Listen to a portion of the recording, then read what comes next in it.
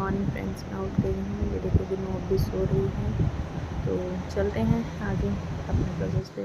उठते ही मैंने थोड़ा सा योगा किया, उसके बाद मैं नहा धो के रेडी हो गई। बट स्टिल ये बाप बेटी अब भी सो रहे हैं। देखिए कितने आराम से घोड़े बेच के दोनों सो रहे हैं।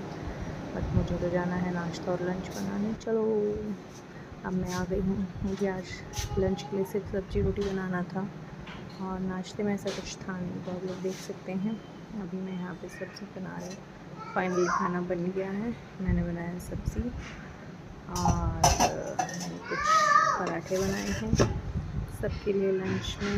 नाश्ते के लिए चाय तो हमने चढ़ा दी है, बट पापा जी जब पूजा कर लेते हैं तभी हम सब साथ बैठ के चाय पीते हैं। तो मैं उठ के नीचे आ गई थी।